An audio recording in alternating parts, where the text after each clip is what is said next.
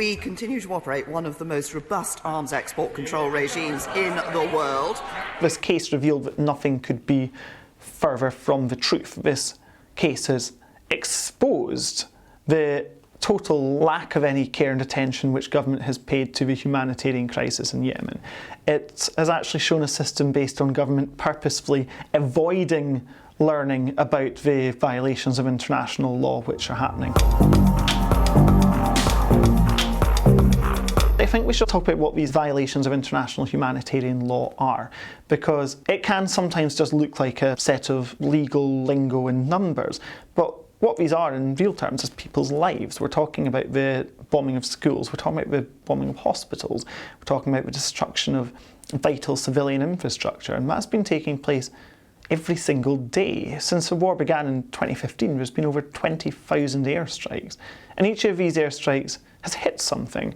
In many cases that has been schools, that has been homes, but if we think of even some of the kind of gatherings which have been hit, we've seen reports of weddings being turned into massacres with the dropping of bombs. We've seen the bombing of a funeral which killed 140 people. We've seen the bombing of marketplaces.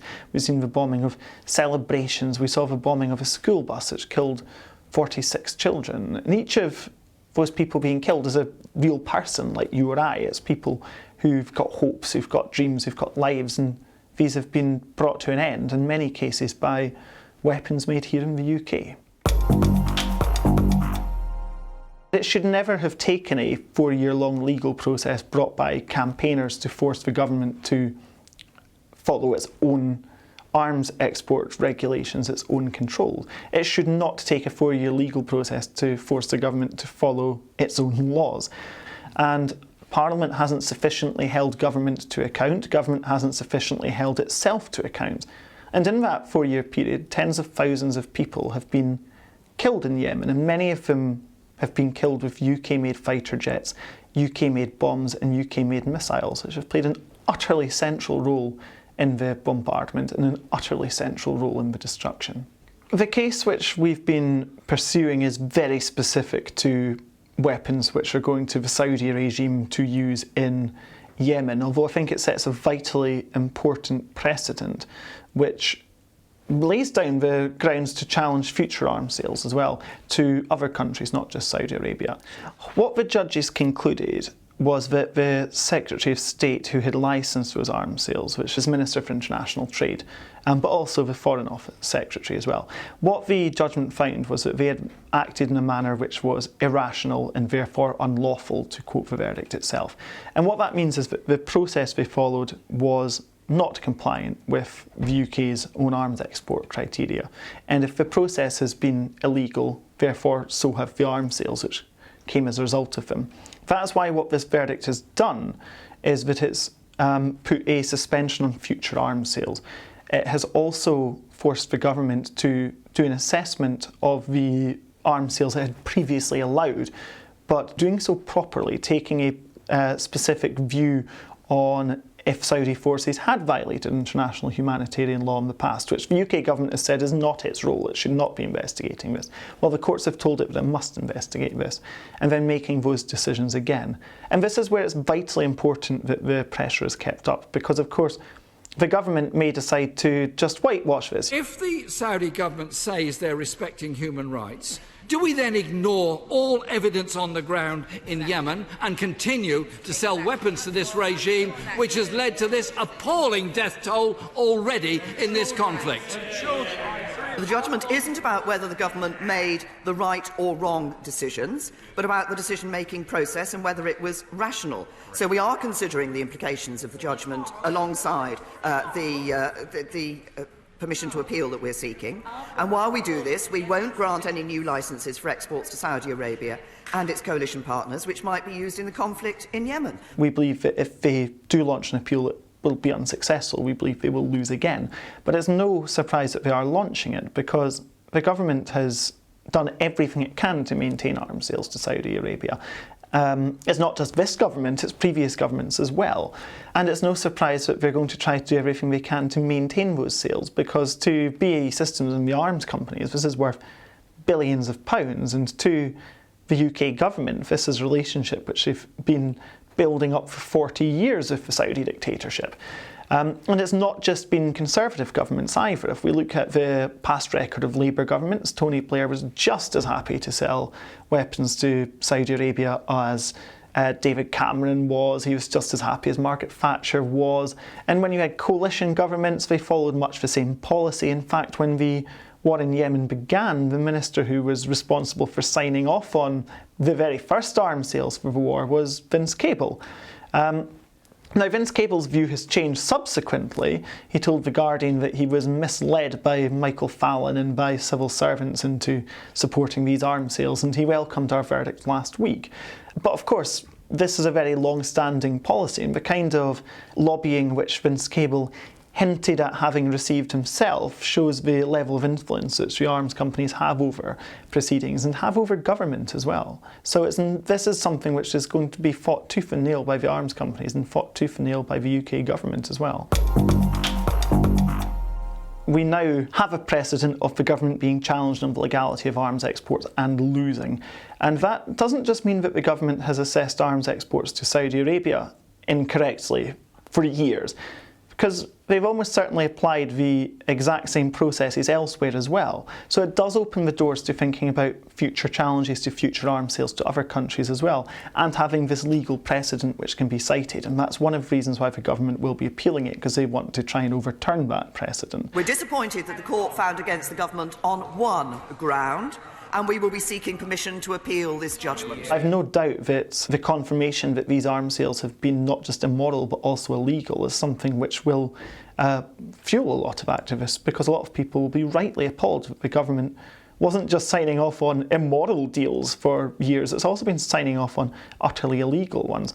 But I think the other vitally important precedent this says is outside of the UK, because the arms industry is a global industry, and its impact is felt globally, and therefore the resistance has to be global as well. But if we look to Europe, a lot of other major European arms exporters have been selling their weapons to the Saudi regime as well, whether that is in France, whether it's in Germany, whether it's in Spain. These countries have all provided weapons which have been used in Yemen.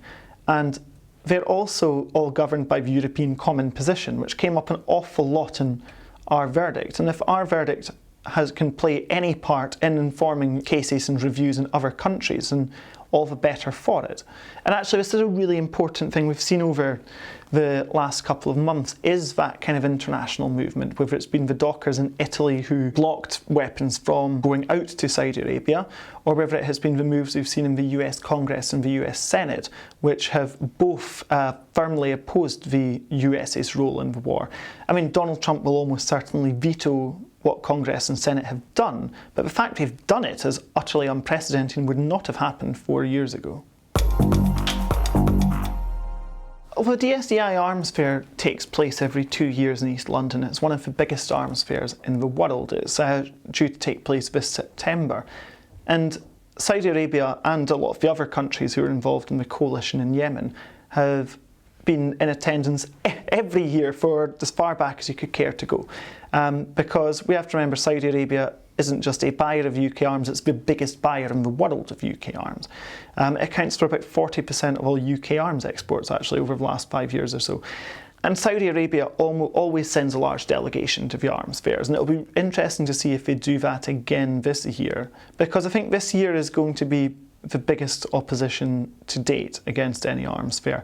I mean, last time hundreds of people took action to try and shut down DSEI. If you're looking for terrorists, you should look where the mirror is. For the Yemenis, for the Bahrainis, for the Saudis, they would remember one thing. There are decent British people which would stand against war. This year we believe there'll be even more people.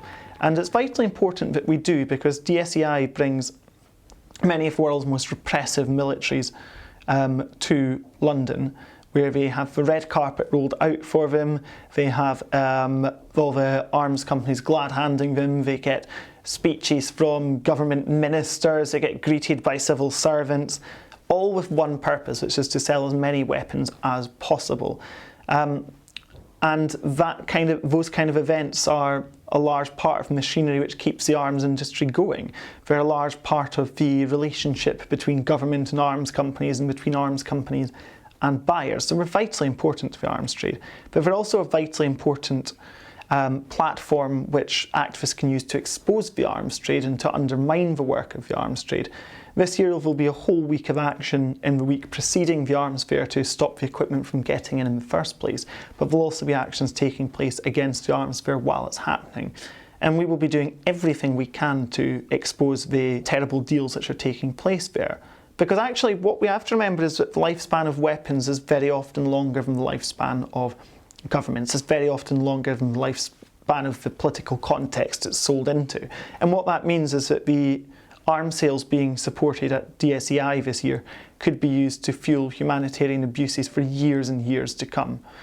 And actually we know that these things can have an impact. There is another arms fair, a much smaller arms fair, which the acronym for it is DPRTE, and it has travelled all across the UK in the last few years because it initially happened in Bristol, and the people of Bristol objected to this. They took action, they protested in the street, and it got moved from Bristol, it moved to Cardiff. And then people of Cardiff took action as well. They turned out in large numbers, they protested, and they shut it down in Cardiff. It then moved from Cardiff to Birmingham.